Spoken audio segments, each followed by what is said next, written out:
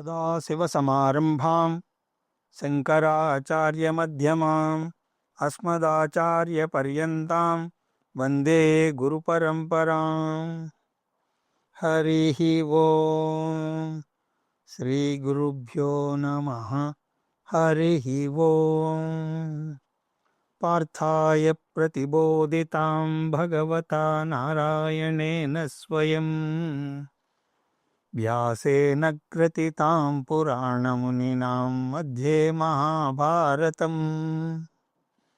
అద్వైతామృతవర్షిణీం భగవతీం అష్టాదశాధ్యాయినీం అంబ త్వామనుసందధామి భగవద్గీతే భవద్వేషిణీం. యం బ్రహ్మా వరుణేంద్రరుద్రమరుతస్తున్వంతి దివ్యైస్తవై వేదై సాంగపదక్రమోపనిషదై గాయంతి యం సామగా ధ్యానావస్థితతద్గతేన మనసా పశ్యంతి యం యోగినః. యస్యాంతం న విదుఃసురాసురగణా దేవాయ తస్మై నమః. ఓం శ్రీకృష్ణ పరబ్రహ్మణే నమః. స్మరవారం వారం కార్యక్రమంలో భగవద్గీత జ్ఞానయజ్ఞంలో 54వ రోజు అధ్యయనానికి మీ అందరికీ స్వాగతం. అథ షష్ఠోధ్యాయః ఆత్మ సంయమయోగః.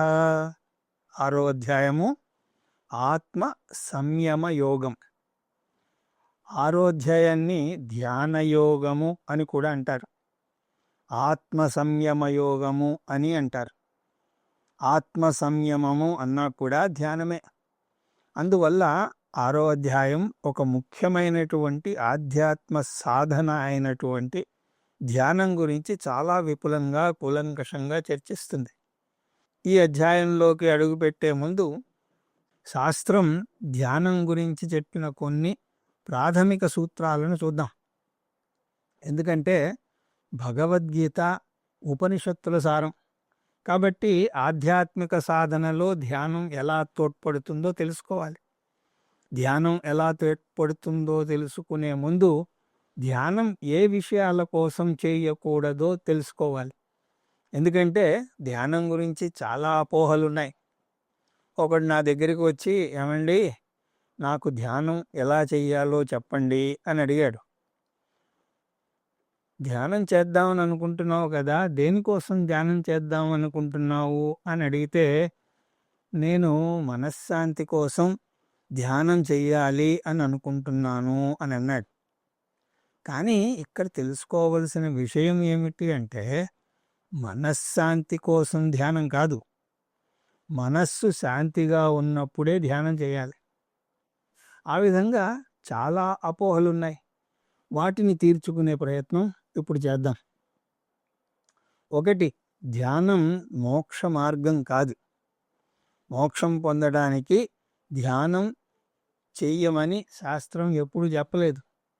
ఎందుకంటే శాస్త్రం ప్రకారం మోక్షం సాధ్య వస్తువు కాదు, సిద్ధ వస్తువే.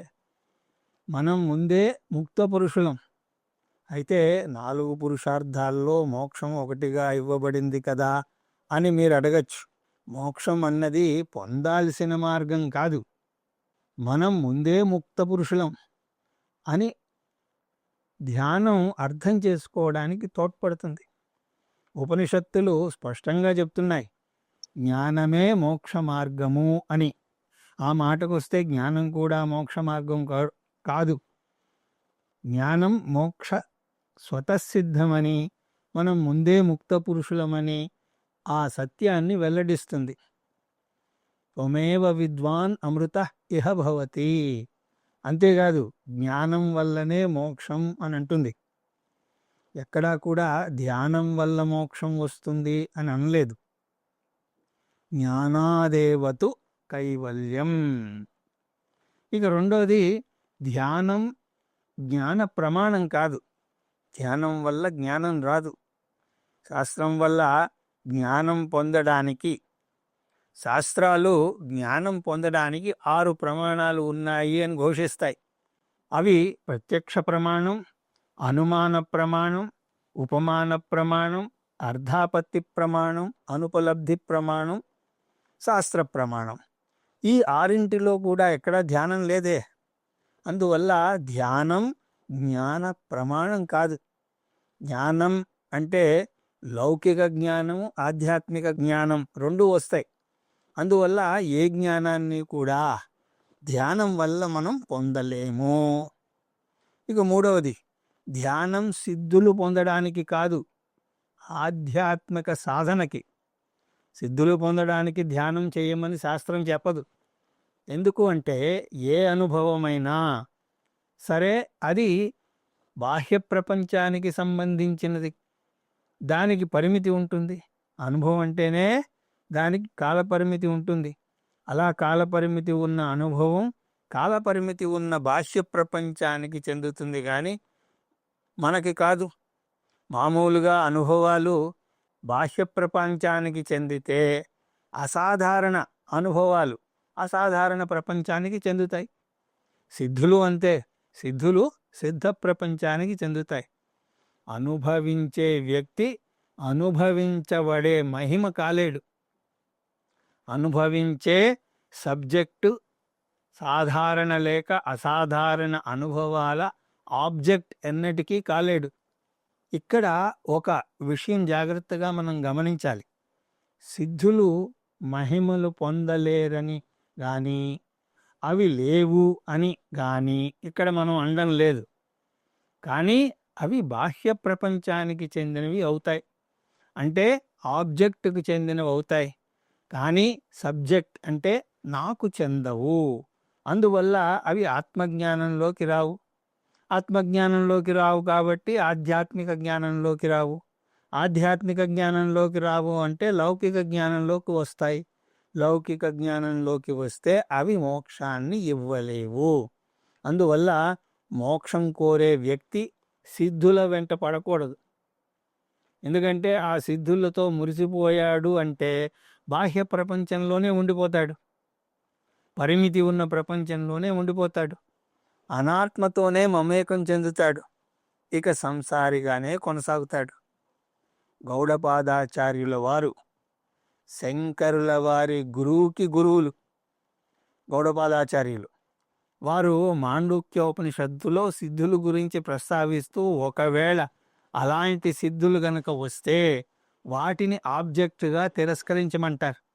ఎందుకంటే అవి అనాత్మ కిందకు వస్తాయి.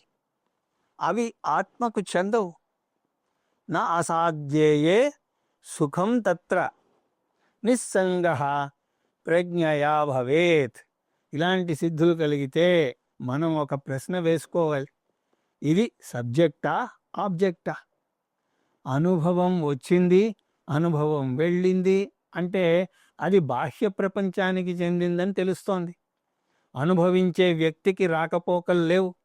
అందువల్ల ఆత్మ మహిమలతో కూడినటువంటి అనుభవం కాదు. ఆత్మ అలాంటి అనేక సాధారణ అసాధారణ అనుభవాలు వెనక ఉన్నది. ఆత్మజ్ఞానం కోరే వ్యక్తి ఆత్మ గురించి తెలుసుకోవాలి, కానీ అలాంటి అనుభవాల మీద శ్రద్ధ చూపకూడదు. అందువల్ల ధ్యానం సిద్ధులు పొందడానికి కాదు, ధ్యానం మోక్ష మార్గం కాదు, ధ్యానం జ్ఞాన ప్రమాణం కాదు, ధ్యానం సిద్ధులు పొందడానికి కాదు.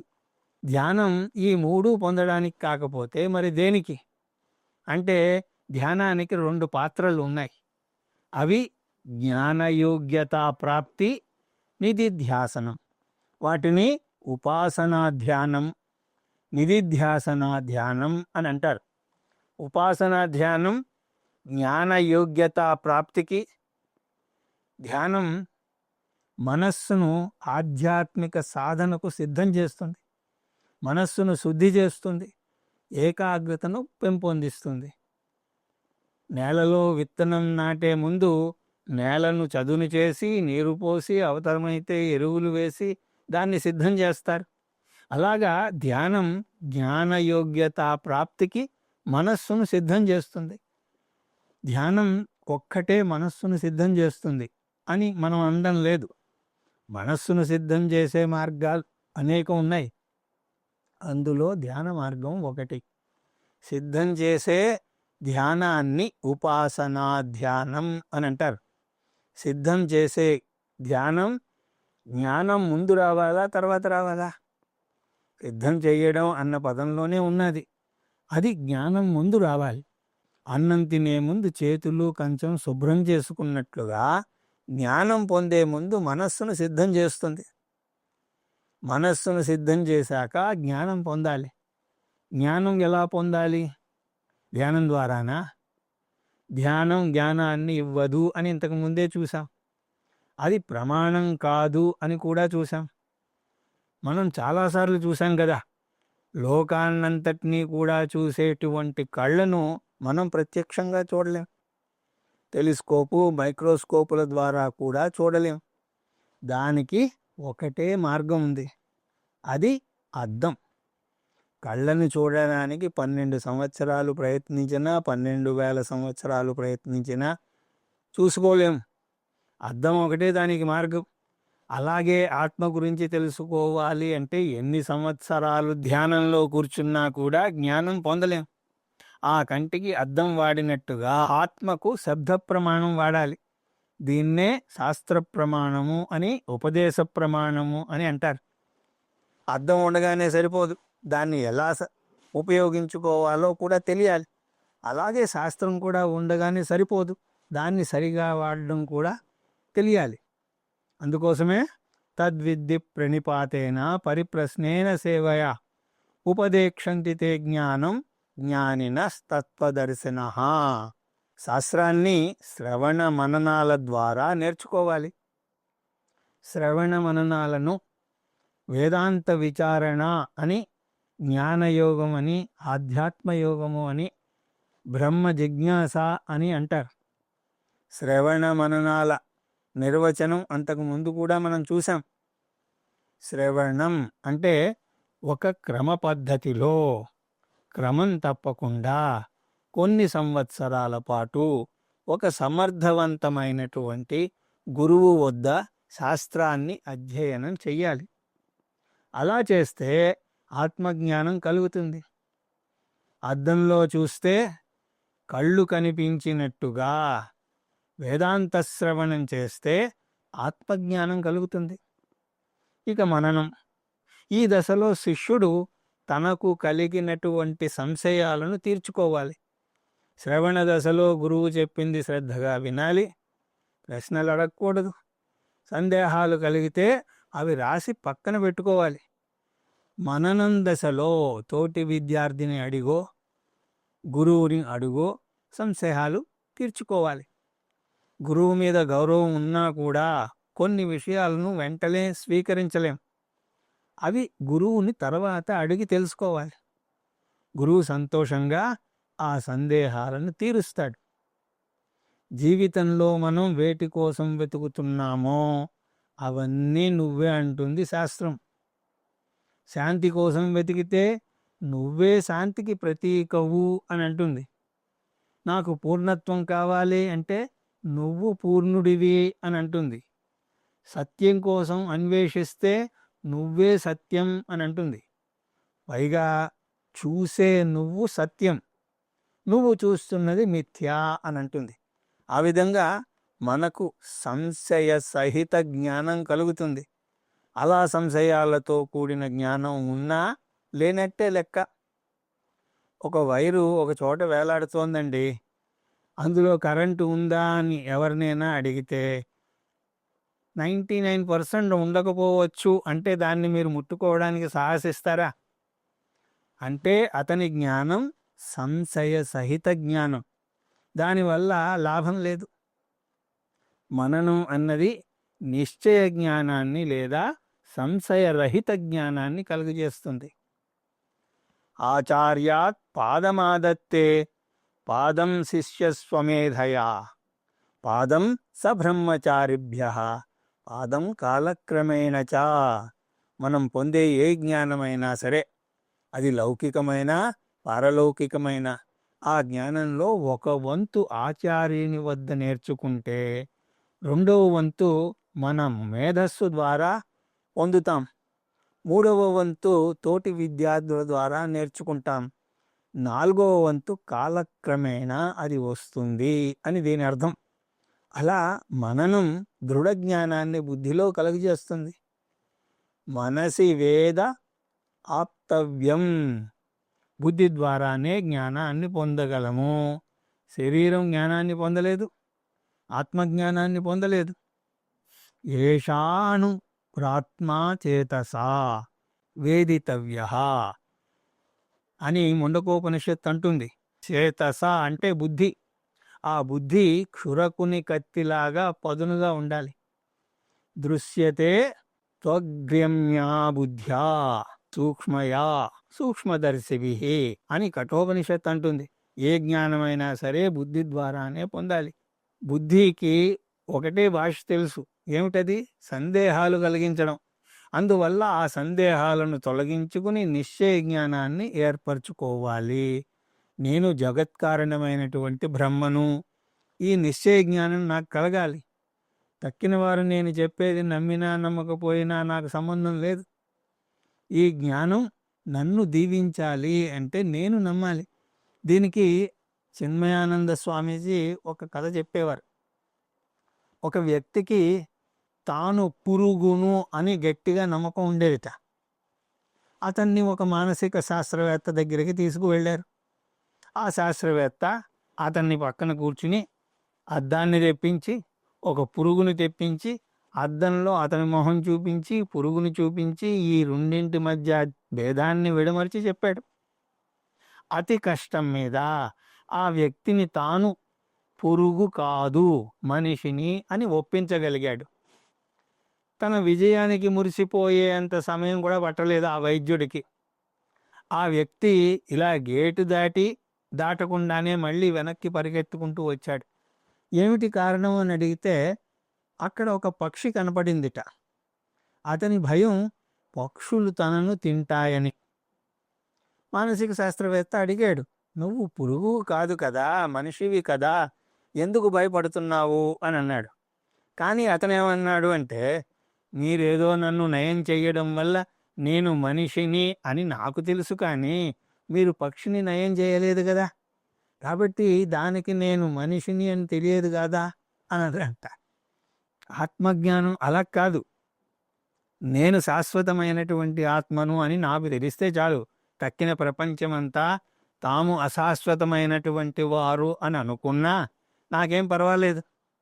నేను జగత్కారణమైన బ్రహ్మను అని తెలిస్తే చాలు.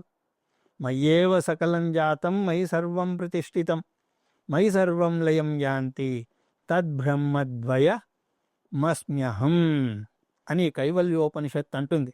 నేను బ్రహ్మను, నేనే జగత్తుకి సృష్టికర్తను, నేనే జగత్తుకి స్థితికర్తను, నాలోనే జగత్తు లయమవుతున్నది. దీన్నే ఆత్మజ్ఞానం అని అంటారు.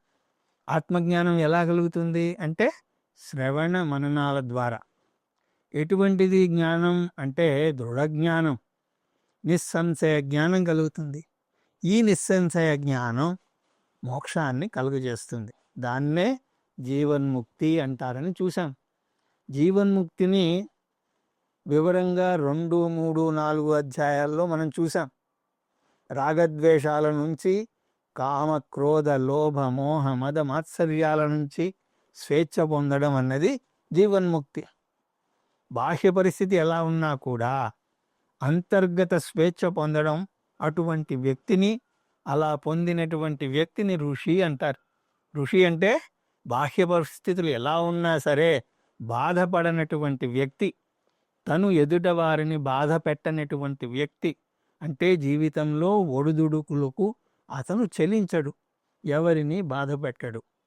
యస్మాన్నో ద్విజతే లోకే లోకోన్నో ద్విజతే చయః అని, దీన్ని సమత్వం అని, దయా అని, శాంతి అని, ప్రేమ అని ఏదైనా అనండి, కానీ ఈ విధమైనటువంటి జీవన్ముక్తి పొందుతాడు. ఇక 2వ రకం ధ్యానం నిధిధ్యాసన ధ్యానం. కానీ ఇక్కడ చిన్న సమస్య ఎదురవుతుంది. నిజానికి ఈ జ్ఞానం జీవన్ముక్తిని కలుగజేయాలి. కానీ మనం మన మానసిక సమస్యలకు దూరం కావడం లేదే. ఎప్పుడైతే ఈ నిశ్చయ జ్ఞానం కలుగుతుందో అప్పుడే ఆ జ్ఞాన ఫలం కూడా అనుభవించాలి. కానీ అది జరగడం లేదు. అంతకుముందు ఉన్న రాగద్వేషాలు అలాగే ఉన్నాయి. అంతకుముందు ఉన్నటువంటి నిరాశ నిస్పృహలు చెక్కు చెదరలేదు. అంతకుముందు ఉన్న సంసారం తగ్గడం లేదు. శాస్త్రమేమో నిశ్చయ జ్ఞానం కలిగితే మనం మారుతాము, రాగద్వేషాలు పోతాయి అని అంటుంది. అనుభవాన్ని చూస్తే ఆ మార్పు ఏమీ కలగడం లేదు. ఎందుకు ఇలా జరుగుతోంది అంటే ఏదో ఎక్కడో ఆటంకం ఉన్నదన్నమాట. ట్యాంకు నిండా నీళ్లు ఉన్నాయి, కుళాయి తెరిచే ఉంది, నీరు క్రిందకి తేలిగ్గా ప్రవహించాలి, అయినా కూడా నీరు రావడం లేదు అంటే ఏమిటి కారణం? ట్యాంకులో నీళ్లున్నాయి, కుళాయి కూడా తెరిచే ఉంది. మళ్ళీ రెండోసారి చూసాం, అయినా రావడం లేదు అంటే కుళాయిలో ఏదో ఒక ఆటంకం ఉందన్నమాట. అలాగా బుద్ధిలో నిశ్చయ జ్ఞానం సమృద్ధిగా ఉంది. మార్పు తెచ్చే ఫలం అది అందివ్వగలదు. అయినా సరే మార్పు రావడం లేదు అంటే ఏమిటి అర్థం? ఈ మధ్యలో ఏదో ఒక ఆటంకం ఉన్నది. బుద్ధి నుంచి కిందకి మనస్సులోకి ప్రవహించడానికి మనస్సులో ఏదో ఆటంకం కలుగుతోంది. ఈ మనస్సులో సంవత్సరాల తరబడి పాతుకుపోయినటువంటి పాత అలవాట్లు అడ్డం పడుతున్నాయి అన్నమాట. మన గురించి మనకు కొన్ని భావాలు ఎన్నో ఏళ్లుగా నాటుకుపోయాయి. వాటిని విపరీత భావనలు అని అంటారు. ఇవి మన స్థుప్త చేతన మనస్సులో లోతుగా నాటుకుపోయాయి.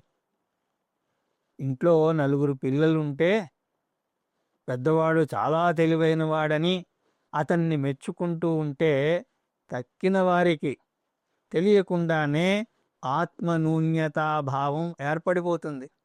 అందుకోసమే పిల్లల్ని ఎప్పుడూ కూడా పొగడకూడదు అనేది. అలాగే మనం తెలియకుండానే మనలో రాగద్వేషాలు, కామక్రోధాలు పాతుకుపోయే ఉన్నాయి. అవి మనస్సును జీవన్ముక్తులు కాకుండా అడ్డం పడుతున్నాయి. ఈ విపరీత భావనలను పారద్రోలడానికి చేసే ధ్యానాన్ని నిధిధ్యాసనము అని అంటారు. ఆ విధంగా 2 రకాల ధ్యానాలని చూసాం. శ్రవణ మననాల ముందు చేసేటువంటి ధ్యానాన్ని ఉపాసనా ధ్యానమని, శ్రవణ మననాలు చేసి నిశ్చయ జ్ఞానం పొందాక విపరీత భావనలను పారద్రోలడానికి చేసే ధ్యానాన్ని నిధిధ్యాసనం అని అంటారు. అందువల్ల మొత్తం ఆధ్యాత్మిక ప్రయాణాన్ని 3 దశల్లో మనం వర్ణించవచ్చు. అవి ఉపాసన, జ్ఞానయోగం, నిధిధ్యాసనం. ఉపాసన అంటే సగుణ ఈశ్వర ధ్యానం. ఉపాసన జ్ఞానయోగ్యతా ప్రాప్తిని లేదా సాధన చతుష్టయ సంపత్తిని ఇస్తుంది. జ్ఞానయోగం అంటే శ్రవణ మననాలు అని చూసాం. ఆ జ్ఞానాన్ని జీర్ణించుకోవడానికి చేసేదాన్ని నిధిధ్యాసనము అని అంటారు. మళ్ళీ ఇక్కడ నిధిధ్యాసలో 2 రకాల ధ్యానాలు ఉన్నాయి.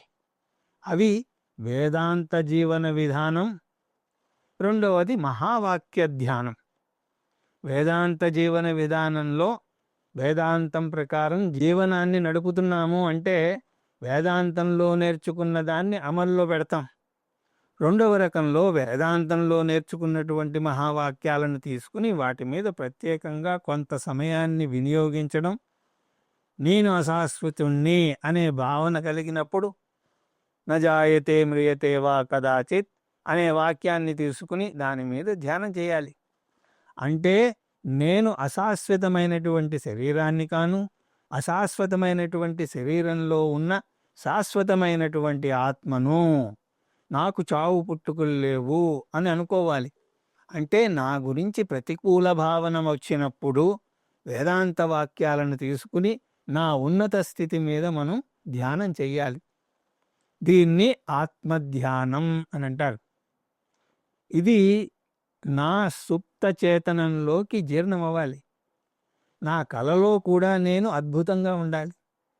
కానీ నిధిధ్యాసనం గురించి కొంతమందికి ఒక అపోహ ఉంటుంది.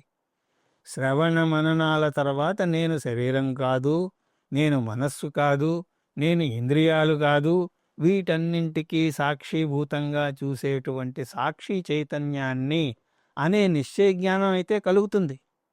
కానీ దాని తర్వాతే పొరపాటు పడతారు. మనలో నిశ్చయ జ్ఞానం కలిగాక నిధిధ్యాసనంలో బ్రహ్మ అనుభవం పొందాలి అని అనుకుంటారు.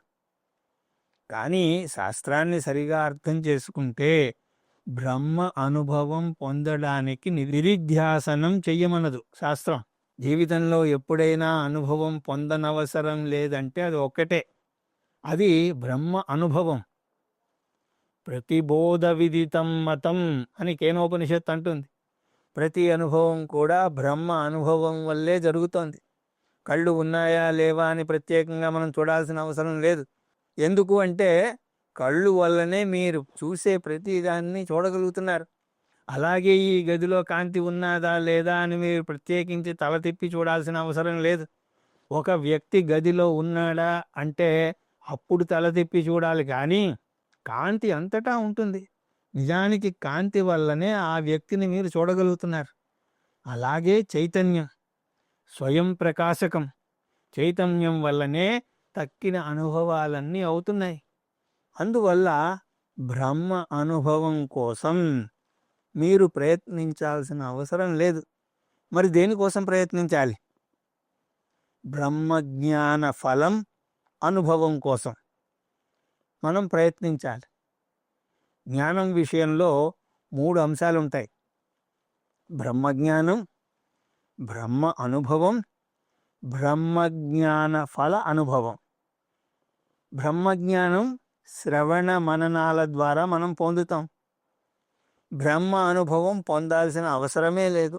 బ్రహ్మ అనుభవం వల్లనే తక్కిన అనుభవాలన్నీ కూడా పొందుతున్నాం. ఇక బ్రహ్మజ్ఞాన ఫల అనుభవం, దీనిని నిధిధ్యాస ద్వారా పొందుతాం.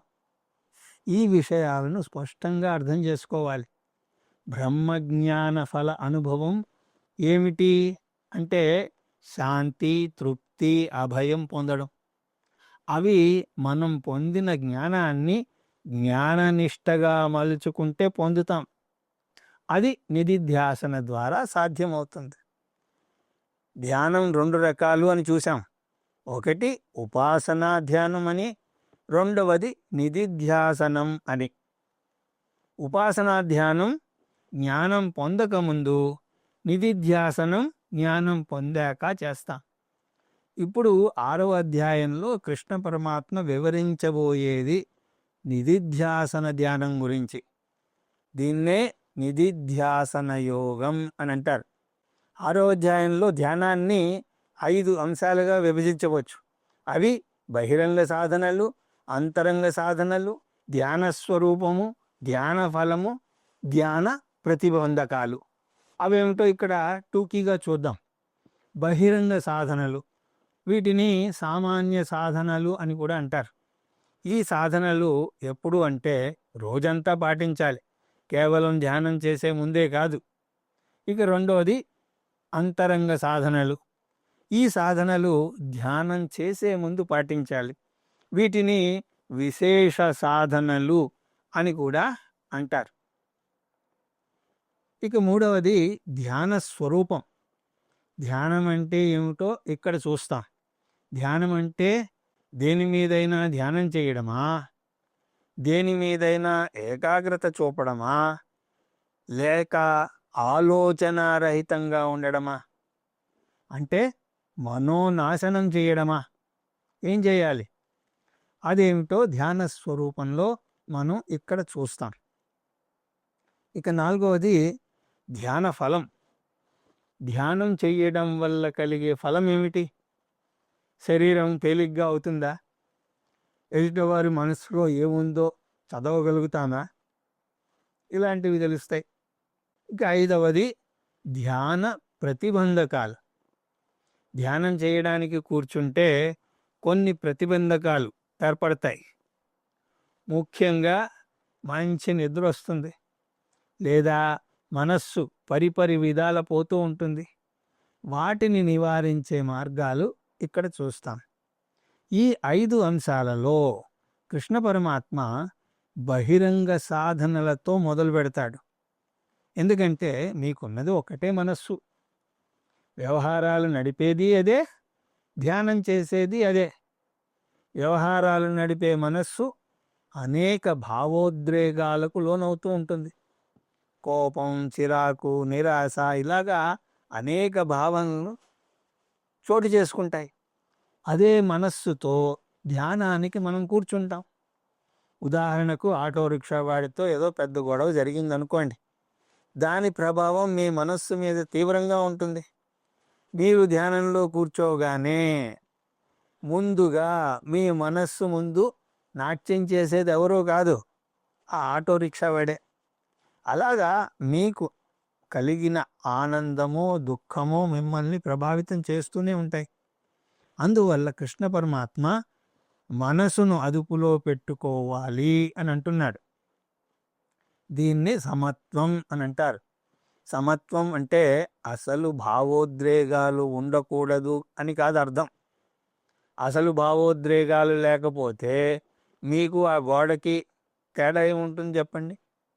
అందువల్లనే చూడండి, పిల్లలను తల్లిదండ్రులు తిడుతున్నప్పుడు వారి ప్రతిస్పందన చూపకపోయినా సరే వారికి ఇంకా కోపం వస్తుంది, ఇంకా తిడతారు.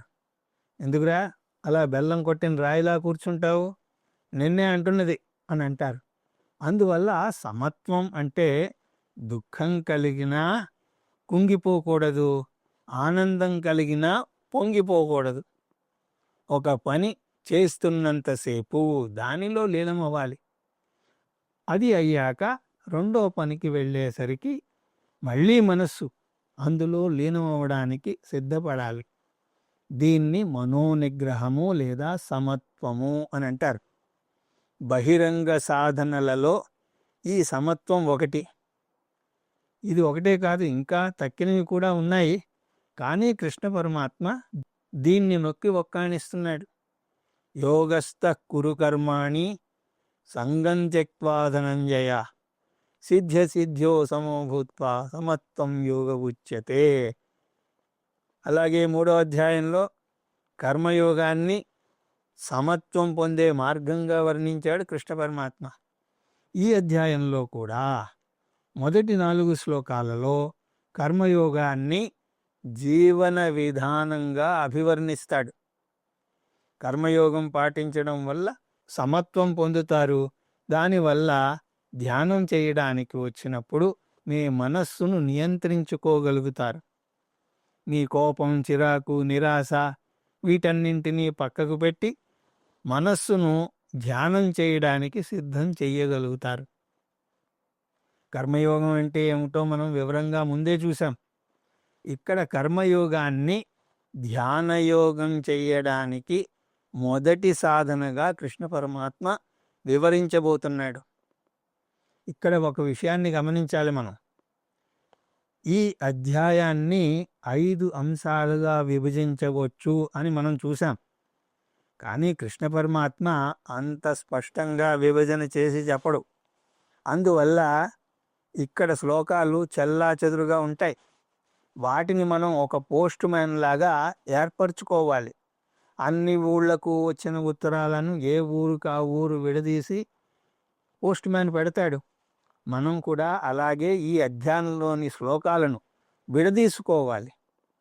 ఆ గురుతర బాధ్యతను గురువర్యులు స్వామి పరమార్థానంద వారు స్వీకరించారు కాబట్టి మనకు మార్గం సుగమం అయింది.